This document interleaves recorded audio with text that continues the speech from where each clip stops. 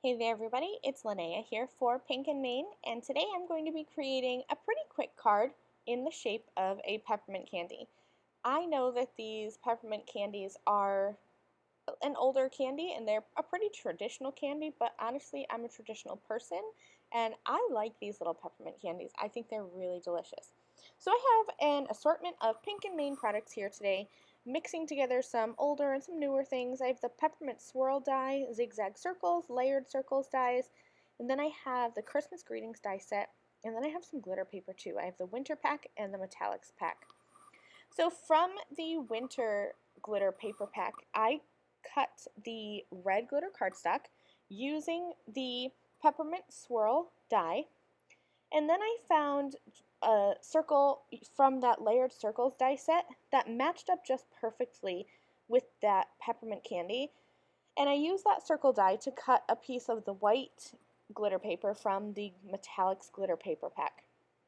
Now here's where I cut one of those zigzag circles just from a regular piece of white cardstock just for a little bit of a decorative edge, and I went with a die that was slightly larger than my peppermint candy.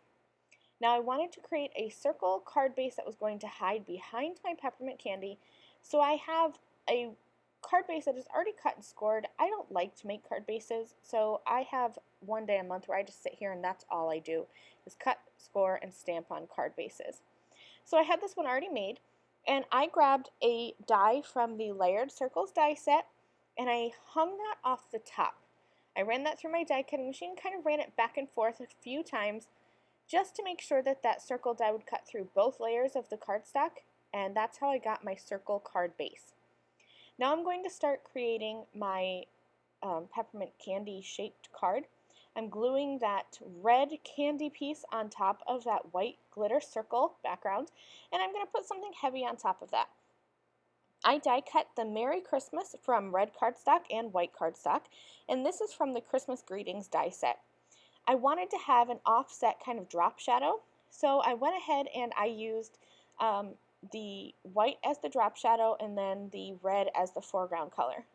I'm using my new Pink and Main tweezers. I love these guys. They are my new best friend in my craft room.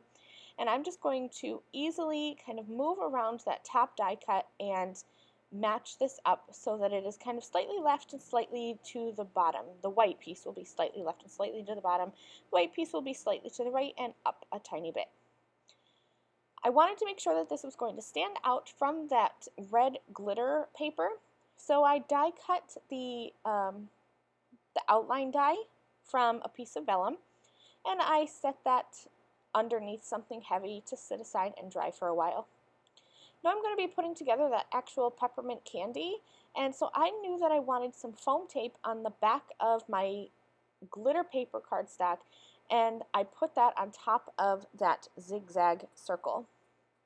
Now, here's the fun part. I have just some pieces of vellum. These are about 3 inches tall by, I think they're the full 8.5 width tall, I guess you could, or long.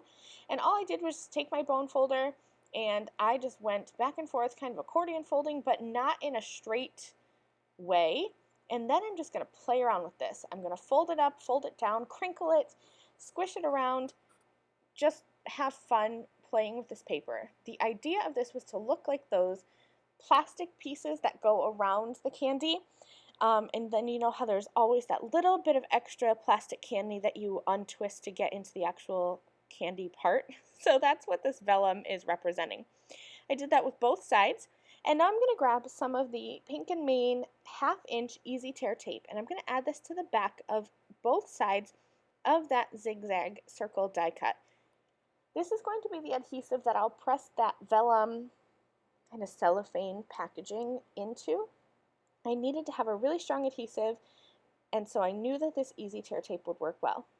I'm going to kind of scrunch together my inside piece so that it fans out on the outside, and then just set that candy on top and give that a good press and really press that into the adhesive.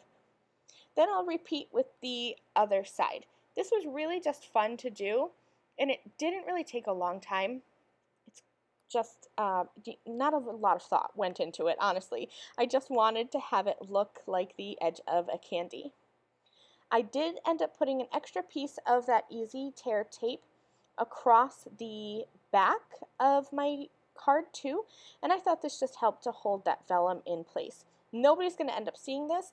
I ended up cutting a second zigzag circle white die cut, one that would match up perfectly with this one that's showing here, so that I could sandwich that vellum in between and nobody's ever going to see all the ugliness that's going on the back of my card. So here's where I'm sandwiching the vellum in between those zigzag circles, and then I'm just going to glue that card base onto the back of the zigzag circle. Now I could have created a third zigzag circle die cut, added a score line at the top of that, and then glued that together, and I would have had a traditional, like a full-sized circle card, but I thought this little mini one was really cute, and I liked having that zigzag edge show as well. I'll use my pink and Maine tweezers and my glue and pop that Merry Christmas sentiment right in the center of my candy shaped card, and that's it. This card is all done.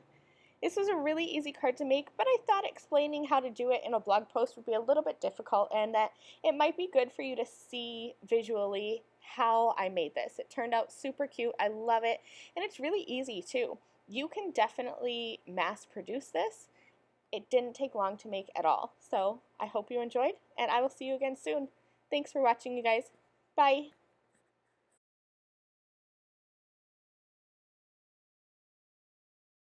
Thank you again very much for watching this video. If you liked this video and you'd like to see more from me, please hit that subscribe button that is on the screen now. And here are a few other videos that I thought you might enjoy.